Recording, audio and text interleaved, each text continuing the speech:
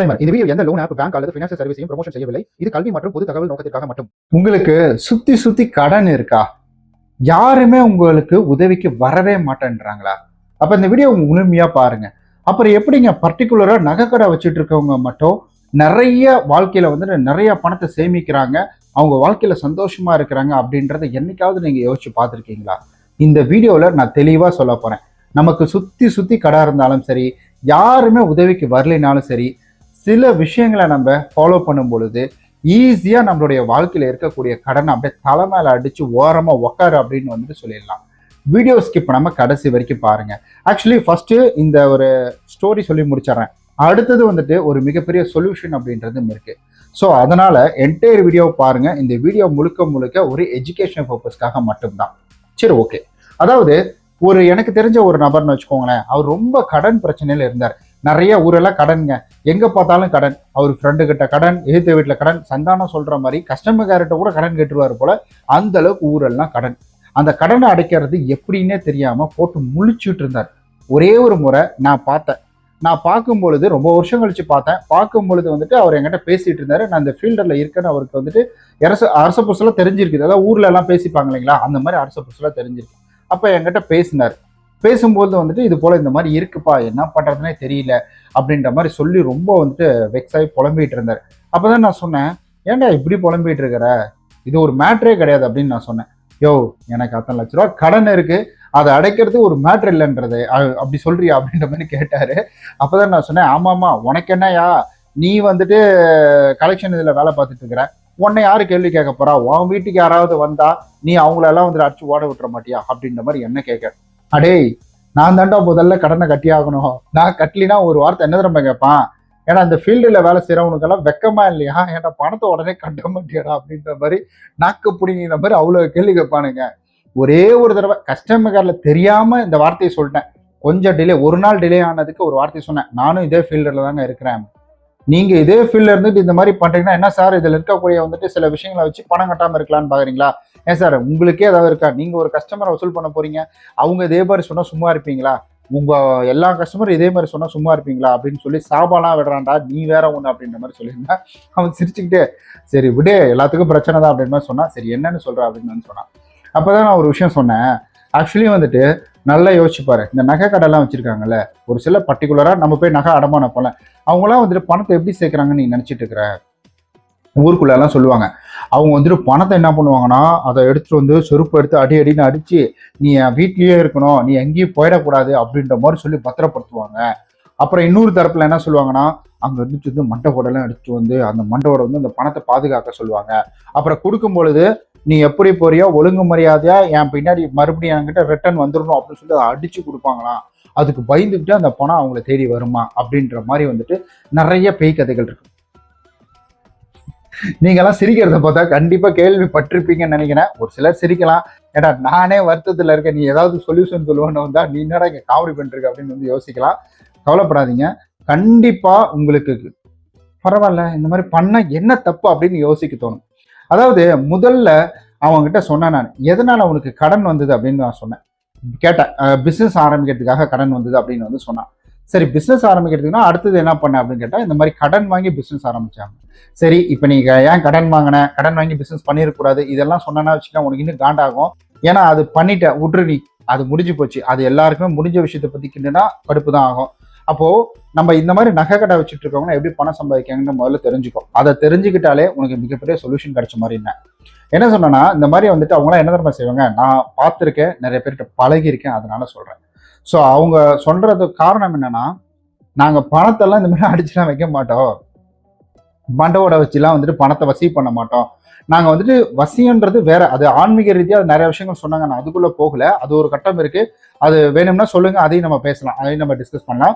So என்ன சொன்னாங்கன்னா, இது போல வந்துட்டு நாங்க என்ன செய்வோம்னா, முதல்ல எங்களுடைய ப்ரையாரிட்டி எங்க இருக்கோம்னா பிசினஸ்ல தான் இருக்கும், நாங்கள் வேலையில் மட்டும்தான் ஃபோக்கஸ் பண்ணுவோம், இந்த ஏதாவது நோம்பி நான் லீவ் போடுறது இந்த மாதிரி எதுவுமே பண்ண மாட்டோம். முதல்ல நாங்கள் பிஸ்னஸில் ஒரு ஸ்டாண்டர்டாக உட்கார்ற வரைக்கும், அப்படியே வந்து ஃபெஸ்டிவல் போச்சுனாலும் அதை முடிச்சுட்டு என்ன செய்ய வேண்டியது இருக்கு, ஃபெஸ்டிவலுக்கு என்னென்ன கொடுக்கணுமோ அதை கொடுத்துட்டு நாங்கள் பிஸ்னஸை பார்க்க வந்துடுவோம். முதல் முக்கியத்துவம் அப்படின்றது நாங்கள் எங்களுடைய பிஸ்னஸ்க்கு மட்டும் தான் கொடுப்போம் அப்படின்ற மாதிரி வந்துட்டு சொன்னாங்க. ரெண்டாவது, நாங்கள் சம்பாதிச்ச பணத்தை உடனே எடுத்துட்டு போயிட்டு நாங்கள் செலவு பண்றது இல்லை வேற ஏதாவது விஷயங்களுக்கு அந்த பணத்தை யூஸ் பண்றது அதெல்லாம் நாங்கள் பண்ண மாட்டோம். நாங்கள் சம்பாதிச்ச பணத்தை வேற எதுலையாவது முதலீடு பண்ணலாமா, அப்படி முதலீடு பண்ணால் அதில் நமக்கு இரட்டிப்பு கிடைக்குமா அப்படின்ற மாதிரி தான் நாங்கள் யோசிப்போம். அந்த காசை நாங்கள் வந்து வெளியில் போடவே மாட்டோம். அதாவது வந்துட்டு காசு வந்துருச்சு, பிஸ்னஸில் லாபம் கிடைச்சிருச்சு, இந்தா உனக்கு ஒரு எக்ஸ்ட்ரா ஷேர், இந்தா நீ கொஞ்சம் வச்சுக்கோ, அந்த மாதிரிலாம் நாங்கள் பண்ணவே மாட்டோம். நாங்கள் முதல்ல பண்ணுறது என்னன்னா, அந்த காசு மறுபடியும் நமக்கு ஏதாவது சம்பாரிச்சு கொடுப்போம் அப்படின்ற மாதிரி சொன்னாங்க. இன்னொரு 3வது விஷயம் சொல்கிறேன் நான், அதெல்லாம் அசந்து பெரியங்க. முதல்ல எங்ககிட்ட இவ்வளோ பணம் இருக்குன்னு எங்கள் சொந்தக்காரங்கள்ட்ட சொல்லவே மாட்டோம். குறிப்பாக எங்களுடைய ஃப்ரெண்டுக்கிட்ட நாங்கள் சொல்லவே மாட்டோம்.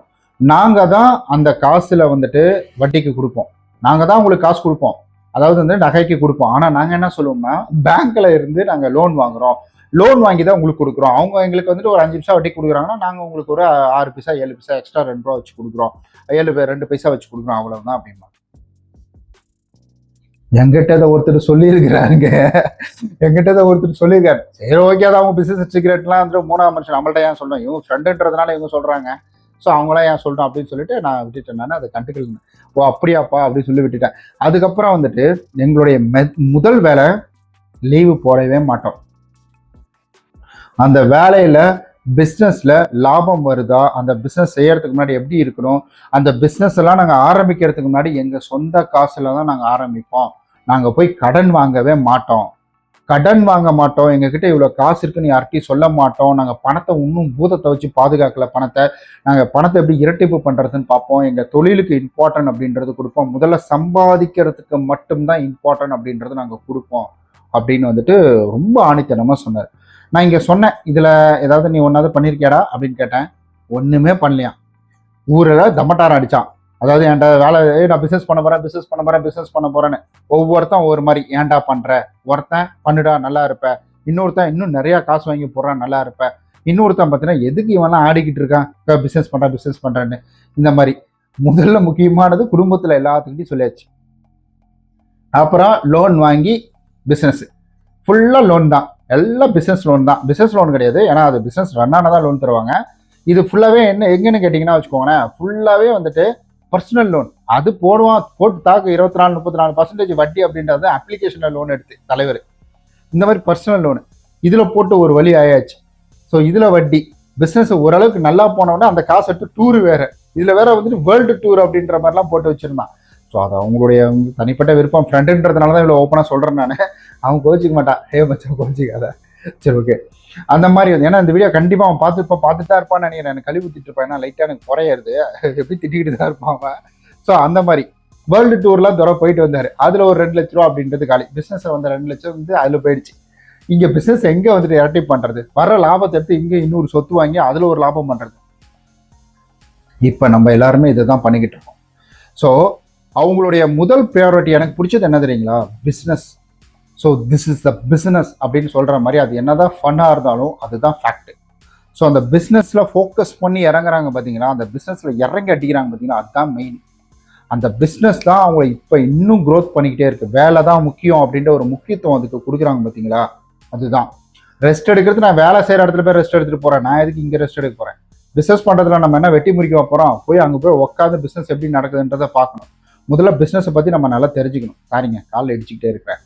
இந்த மாதிரி விஷயங்கள் நம்ம பண்ணாததுனால தான் இன்ன வரைக்கும் கஷ்டப்பட்டுட்டு இருக்கோம். இந்த மாதிரி நகை கடை வச்சுட்டு இருக்கவங்க எல்லாருமே இந்த மாதிரி விஷயத்த ஃபாலோ பண்ணுறதுனால தான் இப்போ வரைக்கும் அவங்க நிறைய பேருக்கு காசு கொடுத்துட்டு அவங்களும் வாழ்ந்துட்டு இருக்காங்க, மற்றவங்களுக்கும் உதவி பண்ணுறாங்க, அவங்களும் ஹாப்பியாக இருக்கிறாங்க. ஓகே காய்ஸ், இந்த வீடியோ பிடிச்சிருக்குன்னு நான் நம்புறேன். இந்த வீடியோ பிடிச்சிருந்தா லைக், சப்ஸ்கிரைப், ஷேர், கமெண்ட் எல்லாமே பண்ணிடுங்க. லைஃப்பில் இந்த 3 முக்கியமான விஷயங்களையும் நீங்கள் இம்ப்ளிமெண்ட் பண்ணும்போது வாழ்க்கை நிஜமாலுமே மாறும். நான் இதை புரிஞ்சுக்கிட்டேன். ஒரு தொழில்னா அதை சீரியஸாக கொண்டு போகணும், சும்மா காமெடியெல்லாம் கொண்டு போகக்கூடாது. Life is the most important. So அதை நீங்களும் புரிஞ்சுப்பீங்க அப்படின்னு நான் நம்புறேன். இந்த வீடியோ இவ்வளோ தூரம் பார்த்ததுக்கு நன்றி. Video like, subscribe, share, comment எல்லாமே பண்ணிடுங்க. உங்களுடைய ஃப்ரெண்ட் யாராவது பிஸ்னஸ் பண்ணுறேன்னு சுற்றிட்டு இருப்பாருல, அவருக்கு இந்த வீடியோ ஷேர் பண்ணி கொடுங்க. ரொம்ப நன்றி. தேங்க்ஸ் டு வாட்சிங்.